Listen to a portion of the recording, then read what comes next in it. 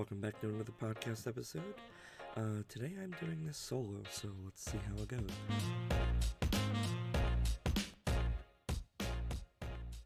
Today we are talking about the new episode of Andor. I know I'm a bit late with it, but now the whole premise of this episode is trust. And no one has trust for Andor, obviously.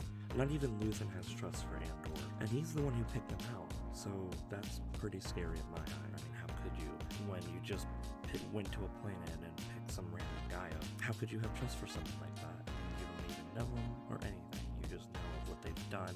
And Luthen, as you can tell in the show, is very desperate for people to be able to fulfill his plan that he's got in the works. So stealing payroll papers from this Imperial base is what I believe that they're trying to do. And of course, we all know what happens when you steal from the Empire. Nothing good ever comes of it. Obviously, look at Rogue One. This is a 12-episode show, and in my opinion, we're already 5 episodes in, and we're getting along pretty quickly, which is good in my opinion, because a lot of the times these shows, they like to wait until like the last episode or the last like 3 episodes to really give us some of the juicy parts of the entire series. Doing this with Andor, they're giving us what we want. The story is more or less moving along at a nice pace so far. I mean, it was a little bit confusing in the beginning for me. It seems to me like there's a bunch of different little stories here. Like in the first 3 episodes, you were on a planet and Andor had killed some workers, and then that just shook the hornet's nest basically. And all the guards came to the planet seeking Andor, trying to bring him to justice, and then he escapes, and now it's about something different. We even still have that one guard. I can't remember his name. I don't think they really gave us a name, but he's now living with his mom. We see that in the first part of this episode. I feel like maybe he feels as if maybe he was wronged by the Empire, even though that it was his screw up. He might join them, I feel like. That's quite a possibility.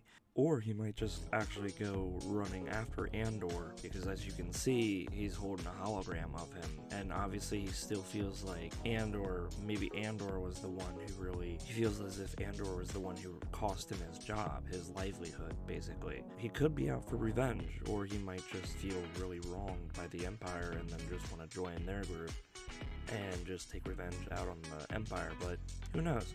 Can't wait to see what they do with him. This whole episode was just basically them preparing for this attack on this Imperial base, so that they could complete the mission. I don't know what the next part of the show's gonna be, but one thing is for sure that I am looking forward to in the next episode is, if you remember in the previous episode, episode 4, when they get to the planet Aldani, they are talking about their plan for the infiltration into the base. They're using a celestial event as their cover, which I think is actually really cool. The plan was that a bunch of the Aldani people would gather around in the valley around the base and witness the meteor shower that they called Makani Bredani. And apparently the celestial event only occurs every 3 years, so it's kind of like perfect timing that they would, so it's kind of like they've been waiting for this to happen so that they could use it as like a get in and get out distraction, if you will. Pretty smart in my opinion. I think it's going to be a really cool episode.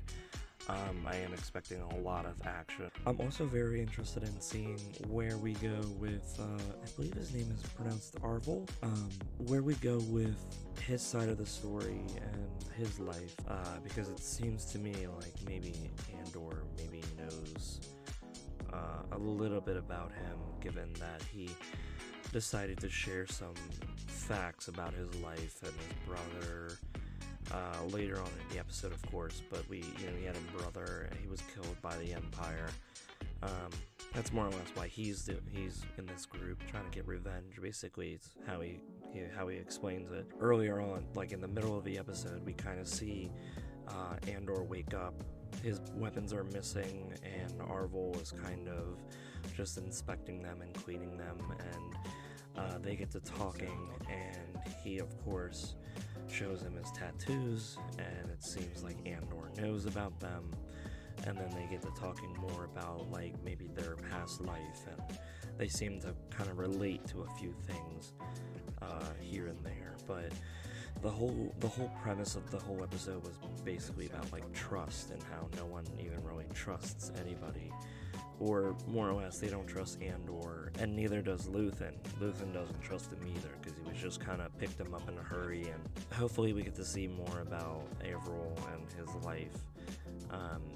Maybe, you know, everyone will kind of like learn to trust each other. Speaking of trust, Averill puts a knife to Andor's throat and pulls out the Sky Kyr crystal. Of course, it's not a Kyber crystal per se, but it's called, I believe they called it a Sky Kyr. He pulls it out and shows everyone, and then he starts asking questions like, why is someone carrying around a crystal that's worth 30,000 credits in a band of rebels? So there's a lot of like trust issues that they have to work through to be able to make this team work. But like me and Tristan had said before, we kind of feel like everyone's just gonna die.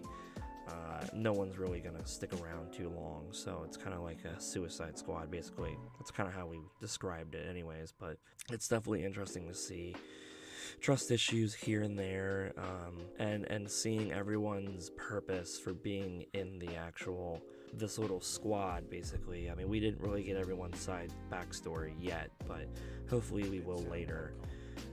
I really like the quote that Vel said to Andor. Everyone has their own rebellion, and basically meaning that everyone has their own meaning for being in the rebellion around the entire universe, Star Wars universe. They're just fighting against the Empire, taking back what was stolen from them, or just righting the wrongs of the Empire, taking revenge, doing whatever it is to get them, take them out, basically. So that really kind of spoke to me, and it's like the whole premise of the show, and you know, all the up and coming little rebellions we get to, you know, watch and everything. And but the whole premise of this episode was basically just about trust, and definitely excited for the next episode, to say the least. So thank you for listening. I think I'm gonna cut it here. I think I pretty much covered everything. Hopefully you guys stick around and watch next week's episode, and then once you watch the next episode, definitely come here, listen to the review. Appreciate it. You know where to find me. You can find me at twitch.tv/hotpocket61. You can follow Tristan at twitch.tv/ApolloYourKing. Find him streaming on the YouTube channel. Go sub to his dubby.